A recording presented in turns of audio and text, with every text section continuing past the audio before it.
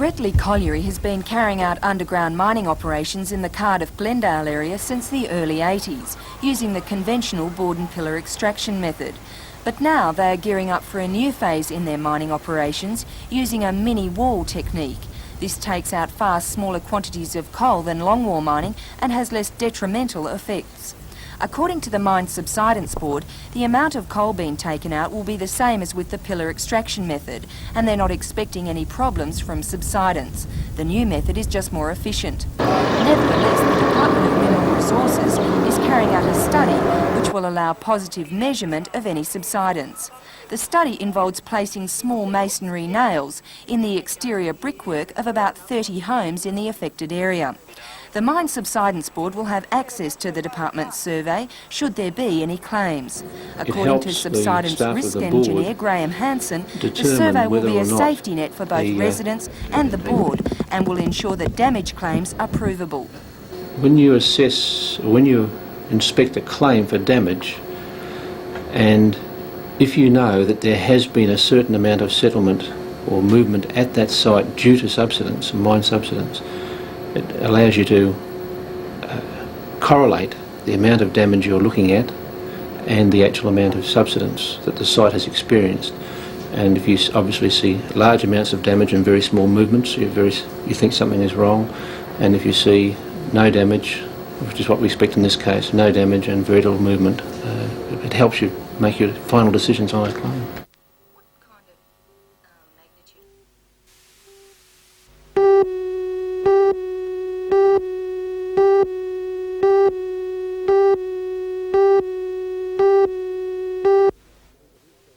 The man responsible for policing the northern region of the state from the Harbour Bridge to the Queensland border, Assistant Commissioner Ross Nixon, said random breath testing is one of the major strategies to reduce drink driving and the carnage on our roads. Assistant Commissioner Nixon said excessive speed and excessive alcohol are factors in more than half of fatal accidents. To date, 128 fatalities have occurred on roads in the north, 15 more than for the same amount of last year. Assistant Commissioner Nixon says drivers must realise that their chances of being caught if they consume excessive liquor and drive are very high. Maximum effort next weekend will occur at so-called black spot areas, where large numbers of crashes occur. In addition, police will be located near hotels, clubs and other liquor outlets, with emphasis on plain trading establishments. Assistant Commissioner Nixon said the weekend blitz will be aimed also at influencing a change of driver behaviour, with the object of reducing road deaths and injuries. In the Torres area, there were only 6 accidents, mostly minor.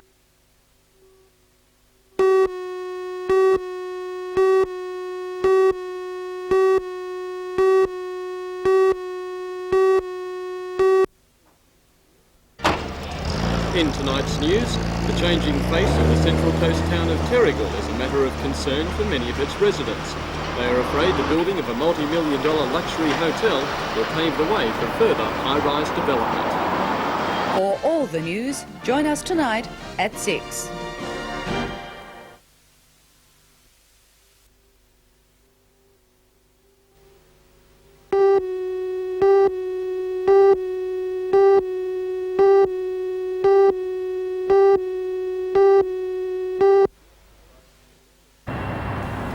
The massive haulage system was built by A.B. Ray to carry 150 metres of steel cable and lift up to 80 tonnes.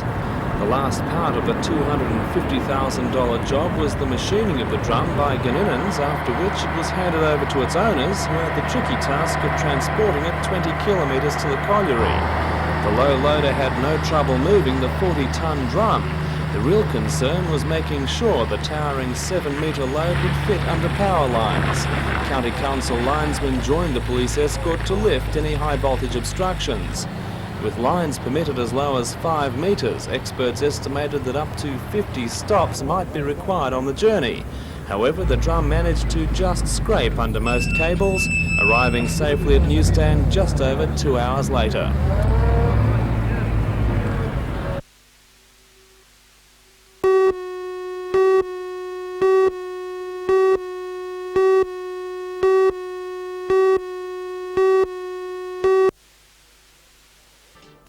Cannabis worth more than $35,000 has been uncovered in a suburban home at Wallsend. 3 men have been charged in connection with the find, which police say came from a secret plantation in the Barrington Tops.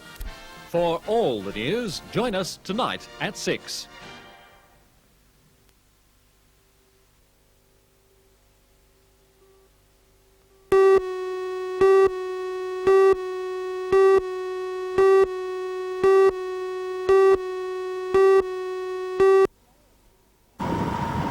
It was the ALP's poor performance in the last state election that has prompted a major internal review of the party to try to find out what's going wrong. Last night, the National Review Committee met in Newcastle to hear local submissions. According to ALP Federal Secretary Bob Hogg, the message coming through loud and clear is that the area felt it was being neglected and taken for granted. He said there was a feeling of alienation amongst the branch membership. Mr Hogg said the party lost votes in safe seats because it focused its election campaign on marginal seats. To try to stop the rot, the party will consider establishing a regional office in the Hunter. There's a good argument for the party to organise itself on a regional basis and to work in a regional sense. So it could set up its own, within the state apparatus, set up its own regional structure. We did a bit of that when I was State Secretary of Victoria. Those days, of course, we were in opposition and the demands are different. But we in fact grouped electorates together and we got them working in a regional sense, and they put on their own organisers and they related to the head office, of course, because you've got to do that to make sure everyone's doing the same thing, going in the same direction. And I suspect that out of what's happened here, we will see the party in fact strengthened and organised a lot more effectively. Mr Hogg admitted that Canberra had become somewhat out of touch with feelings in this region. He says last night's meeting really hit home the political importance of issues such as the submarine and frigate contract. I didn't expect the level at which, the significance which is obviously clearly attached to it in Newcastle. It was just mentioned repeatedly in the meeting last night by anyone that spoke, I suppose. I mean, it was just put up to us as something very important to the area. And the loss of the submarine contract, or sorry, not getting the submarine contract, and the importance of the frigate contract. It wasn't just lobbying, I mean, it was clearly put in terms of symbols. It's clear from what's been said around, and it would be silly to ignore it, that there are significant political risks involved, yes.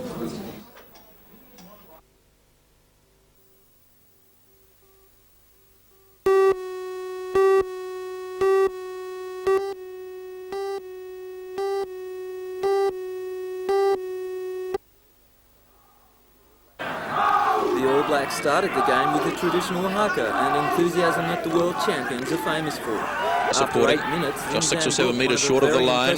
Good driving play here by the All Blacks. I suspect they have scored the try. Picked up by Brooke Bashop, and Graham Bashop drives through, and the All Blacks have their second try. Brooke, here's a chance. Bernie McCarhill across to John Schuster, and John Schuster scores a very good try for the All Blacks, which started near their own 22. Across to McCarhill, Bernie McCarhill, and John Schuster will get another one. The tackling not good enough for New South Wales country, and it comes on the countryside on this occasion. The countryside came out firing all guns in the second half. Goldsmith coming across, back goes right in it, bounces for Parks, to the right winger, White up to the second back. Everybody's in there except the fullback, so there's 14 of them, and they dived and they got the try. Final score 29-4, and the most convincing performance by the All Blacks this tour. Darryl Harbright, the captain, at least the coach, has...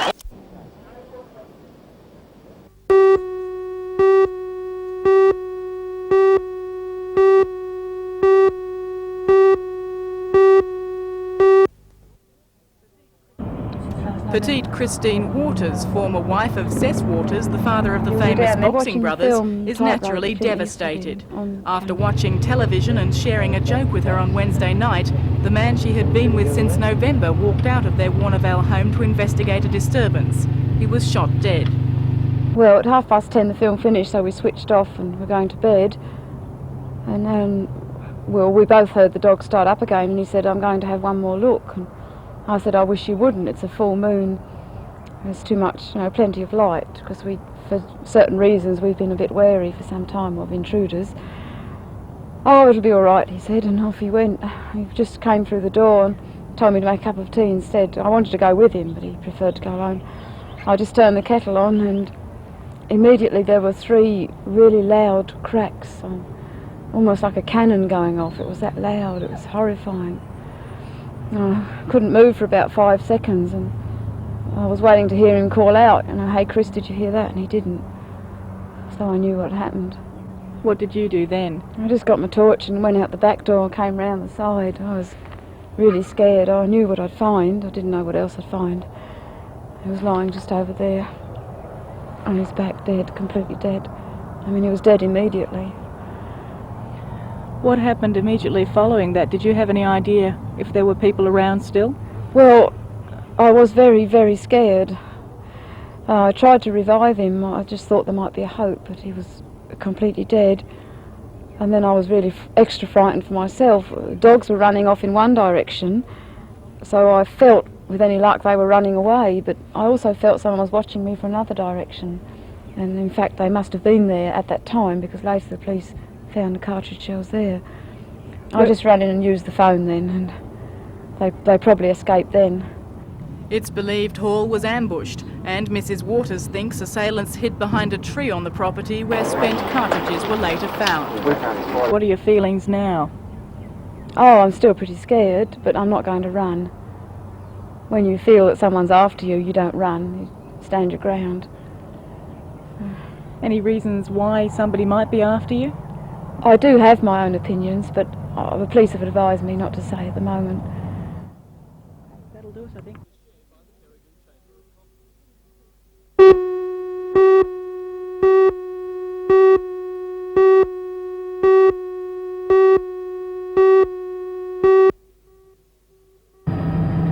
The Tourism Minister was in Pokolbin today, meeting with the board of the Hunter Manning Tourist Authority.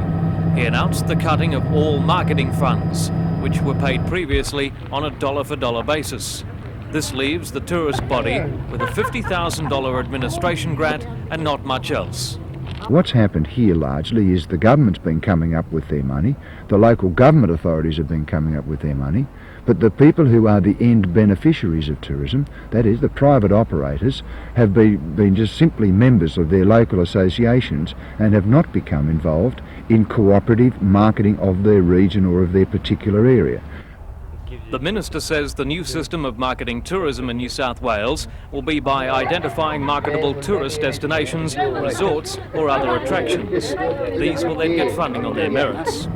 Gary West's problem is that he's only allocated $1.8 million to promote tourism in non-metropolitan markets. Most of his money next financial year will be spent on Sydney. Well, the past system didn't work, clearly hasn't worked, because the statistics show that I've, from a state government point of view, put in over the 4 years now about $1.1 million of state government money under the dollar-for-dollar scheme, yet the tourist numbers, the visitor numbers, visitor nights, have been stagnant over that period of time. So we've got to now change that direction. We've got to recognise that our major competitors as far as a tourism state are concerned is Queensland. They have gone product marketing. Our research shows that we've got to go the same direction. Could this be read as criticism of the authority?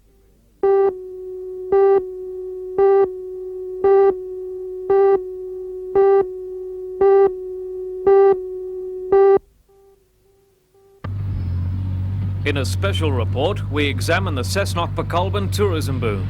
The area is growing at least twice as fast as any other tourism destination in New South Wales. I think I'd be advising any developers, if you wish to come to Cessnock, come now. Don't wait 6 months, because it may be too late. Thank you. It's fine.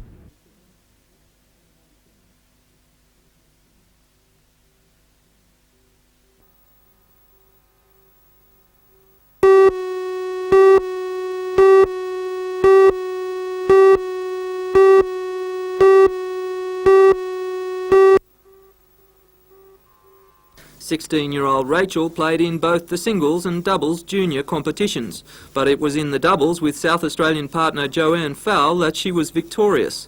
With bad weather delaying play, the girls had to play 2 matches on the final day. The first was a tough 3-setter against Americans Grossman and McGrath, with the Australian pair moving into the finals with a 3-6, 7-6, 6-1 win. The finals against the number 1 seeds, Durley and Duchamp of France, was another long match, 4-6, 6-3, 6-2. In a phone call to her parents, Rachel said she was physically and mentally exhausted, but extremely excited. To start with, I said to her, "Where's your new number? Where are you staying?" Because I didn't think they'd have played with the rain. And she said, "Mum, we won." And I said, "What? I can't believe it." And she said, "Yes, we won 6-3 in the third." And that's the first we knew about it. I didn't even know she'd played the semi-final. Rachel plays with the McDonald's tennis team, and due to contractual agreements, Ted and Jan were unable to attend the Wimbledon matches. But with a stroke of good luck, Rachel's sister Kim won a competition to see the English tournament and offer her sister moral support. Along with her new title, Rachel also moves into the history books. And this is a first for a Newcastle tennis player to ever win a finals at Wimbledon? That's right. Yes, Ted found that out this morning. Yeah, we just heard that news. I think this is the first time that anybody from Newcastle has won Wimbledon, whether it was junior or senior. Rachel will now play in a tournament in France and be home tomorrow week to prepare for the United States Open in August.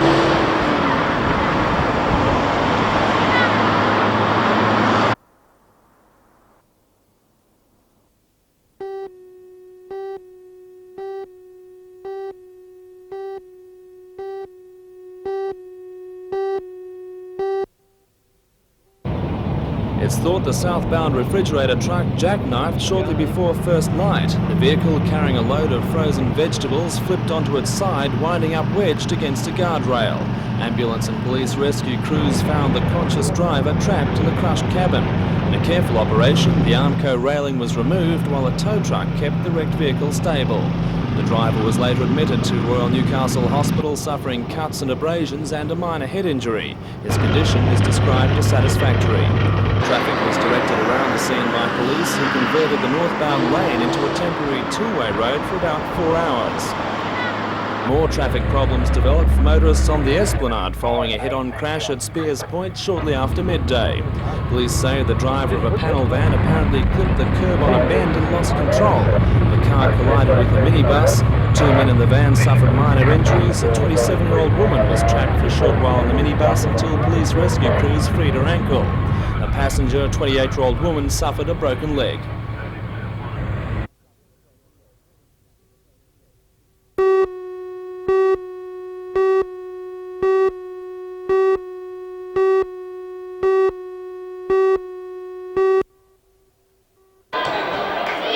Basketball final was the closest of the day. The Hunter Institute played Wollongong University. The Hunters' top player, Lorraine Keith, was forced out of the game with a twisted knee.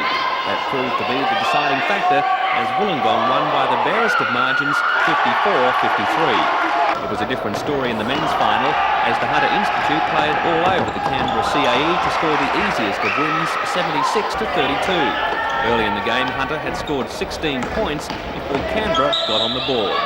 Meanwhile, the Newcastle Falcons are off to Melbourne this weekend to play their last pre-finals game of the season. They take on East Side Melbourne, and the result doesn't matter, as the Falcons will be playing Canberra in the semis. The Canberra Cannons game is obviously the most important game we've played this year. We tend to be saying that almost every week. They seem to be growing in importance. But the East Side Melbourne game this weekend is the only game we've had this year that doesn't matter for anything, it doesn't count for anything. So we'll really use it to try and prepare for the Cannons.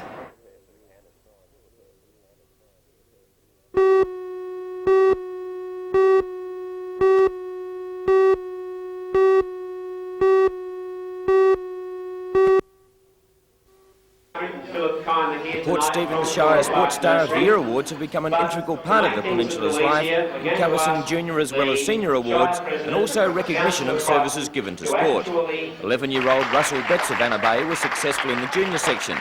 Russell won the 10 Years Australian Cross Country Championships, and it was the first time that a primary school student from Port Stephens had competed in the national cross-country event. Russell also followed up this result with some fine performances at state and regional levels. The Nelson Bay Netball Club was recognised for their services to sport. Only formed in 1983 with 12 senior teams, the club now boasts over 400 registered players in the senior ranks and 270 juniors. The club has also expanded their facilities due to the hard work of club members. Then it was time for the big announcements, and the runner-up in the Port Stephens Shire Sportsperson for 1987 was Elizabeth Feeney of Raymond Terrace. While she may not have achieved great heights on the representative scene, her efforts at coaching, umpiring, administration and junior encouragement were tireless. Elizabeth has been a member of the Raymond Terrace Netball Club since she was 12, and her award was well received. And a big award for 1987 went to a man who makes a habit of going very fast at every opportunity, off-road racer Harold Gill. After an extremely successful 1986, he found more success last year. Gill made the switch to the powerful four-wheel drive category, and he won every Class 8 race he entered in 1987. Gill also won his group in the gruelling Wind Safari and was third outright. Once again, the evening was highly successful and proved that there is great sporting talent in the Port Stephens Shire. Congratulations, Harold, and outstanding performance. Well, thanks very much to those other nominees who are assembling outside.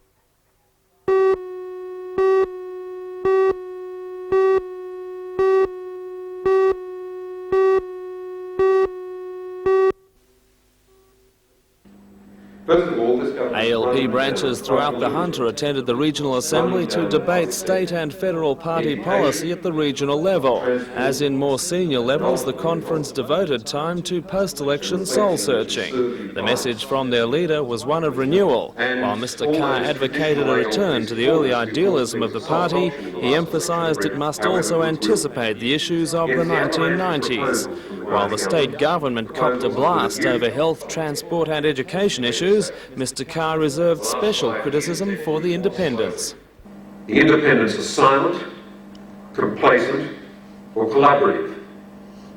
And in speaking out for the Hunter Valley, they are ineffectual.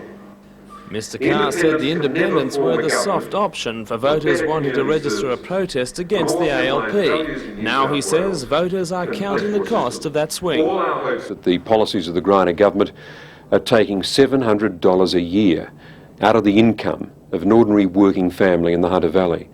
And the independents can't provide opposition to that.